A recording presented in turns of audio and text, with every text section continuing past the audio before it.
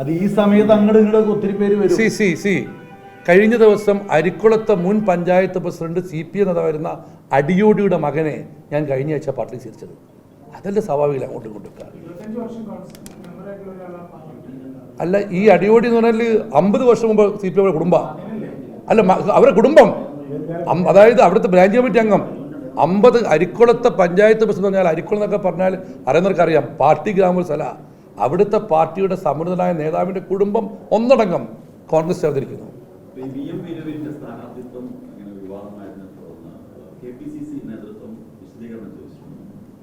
ആ വാർത്ത ഞാൻ വായിച്ചത് പത്രത്തിലാണ്.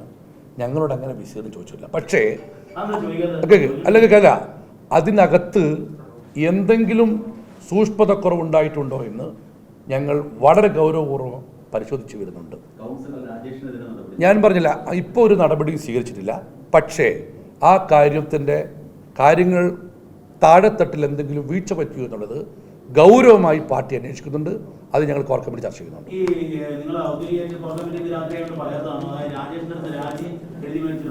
ഞാൻ പറയട്ടെ, അല്ല അങ്ങനെ ഞാൻ പറയില്ലല്ലോ ഇപ്പോൾ, അത്ര പറയില്ല. അതായത് ഏതായാലും ഞാൻ ഒറ്റ വാക്കിൽ അവസാനിപ്പിക്കുന്നു. ഈ കാര്യത്തിൽ ഏതെങ്കിലും തരത്തിലുള്ള തെറ്റായ വാർത്ത നേതൃത്വ ബോധ്യപ്പെടുമെങ്കിൽ താഴെത്തട്ടിൽ വീഴ്ച പറ്റിയോ എന്നുള്ളത് ഗൗരവമായി പാർട്ടി പരിശോധിക്കുന്നു. ഗൗരവമായി പരിശോധിക്കുന്ന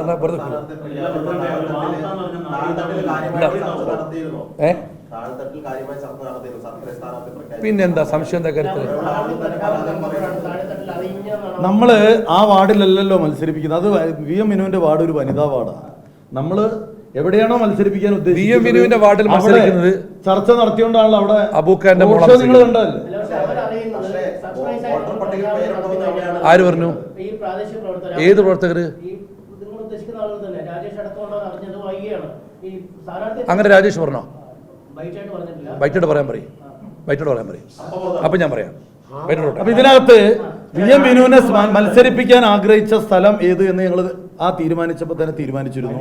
അവിടെയുള്ള പ്രവർത്തകരെ ഞങ്ങൾ ഇവിടെ വിളിച്ചു വരുത്തിയിരുന്നു. വിളിച്ചു വരുത്തിയതുകൊണ്ടാണ് കോൺഗ്രസിനകത്ത് ഇതുപോലെ ആരവത്തോടു കൂടി ഒരു സ്ഥലത്ത് കൊണ്ടുപോകുന്നുണ്ട്. ആ പ്രവർത്തകർ മനസ്സോടെ ഏറ്റെടുത്തതാ. പക്ഷെ അതിന്റെ നിരാശ അവർക്കുണ്ട്. പിന്നെ ജില്ലയിലെ കോൺഗ്രസിന്റെ ടീമിനേക്കാൾ സത്യത്തിൽ VM മിനുവിന് വോട്ടില്ലാത്തതിൽ വിഷമമൊക്കെ ഉണ്ടായെങ്കിൽ പോലും ഞങ്ങളൊരു കാര്യം പറയാം. കോൺഗ്രസിൻ്റെ കുറേ കാലത്തെ ചരിത്രത്തിൽ ആദ്യമായിട്ടാണ് ഇലക്ഷൻ നോട്ടിഫിക്കേഷൻ വരുമ്പോൾ 1ാം ഘട്ട സ്ഥാനാർത്ഥി പട്ടിക പ്രഖ്യാപിച്ചത്. അല്ലല്ല, എൻ്റെ വിടുക്കല്ല, ഞാൻ ടീമിന് വിടുക്കാം. രണ്ടാമത് എല്ലാ സ്ഥാനാർത്ഥികളെയും പ്രഖ്യാപിച്ചു കഴിഞ്ഞു.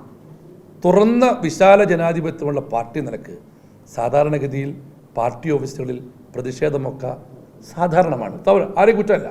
പക്ഷെ ഇത്തവണ ഈ ടീമിൻ്റെ കൃത്യമായ ഇടപെടൽ കൊണ്ടും താഴെത്തട്ടിലും മോൾത്തട്ടിലും ഒരേപോലെ ചർച്ച നടത്തിക്കൊണ്ടാണ് ഞങ്ങൾക്ക് സാധിച്ചത്.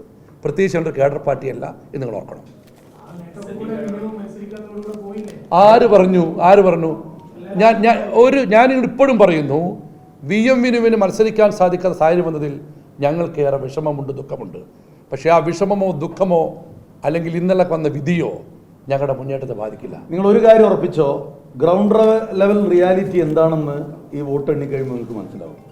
ഈ കോഴിക്കോട് കോർപ്പറേഷൻ 100% ഉറപ്പിച്ച് ഞങ്ങൾ പറയുന്നു, ഞങ്ങൾ ഭരണം പിടിക്കും. നിങ്ങളുടെ സ്ഥാനാർത്ഥികൾ 3-4 പേര് ഒഴികെ മുഴുവൻ പാർട്ടിയുടെ താഴെ തട്ടിലുള്ള കമ്മിറ്റികൾ ചർച്ച ചെയ്ത് ഒറ്റ പേരായി വന്നതാണ്.